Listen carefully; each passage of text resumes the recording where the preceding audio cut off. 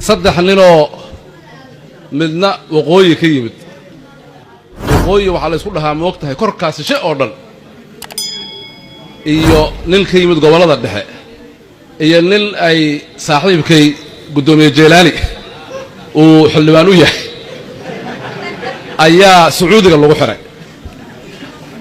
saddexdii baa la xiray. waxa weeye waxaa la yidhi waa la xukumayaa. xukunkii wuxuu noqday karbaash. waa la karbaashayaa baa la yidhi. markaa 10 karbaashaa lagu dhejinayaa, hal oo codsi ah na waa loo oggolaanayaa. xariifkii oo maaragtay reer waqooyiga ahaa wuxuu yidhi waar barkin iigu xidha dabada.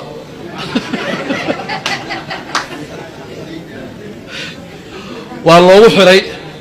markay 5 marayso tii lixaad waa kala go'day. intii kale waa qabsatay moogta. kii oo ka yimid gobollada dhexe waa fahmay sheekada. hal codsiyuu leeyahay moogta. wuxuu yidhi 2 barkimood ha laygu xidhayo.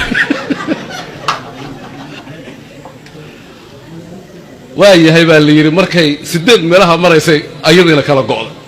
waa ku dhacday, labaa ku dhacday. xariifkii waa ka ilbaxsan yahay moogta. waxaa la yidhi adiga meesha sacuudi waaye moogtahay xoogaha maaragtay. waxaa la yidhi adiga waa noo yara sha'ni egtahay. 2 codsi baa lagu siinayaa, 2. wuxuu yidhi ka hore waa bilaash, waxa waaye 10ka karbaash 20 ha laga dhigo. geesi waayaa la yidhi. 10kii karbaash baa raggii hore la googo'een moogta. ma 20 baa lagaaga dhigayaa? ha 20 ha layga dhigo. haye codsigaaga labaad kan reer muduga dabada ha laygu xiro. kii aan loogu xiray qab.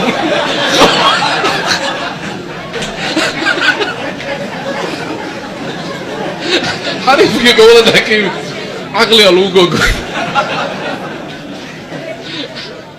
waa mahadsantihiin.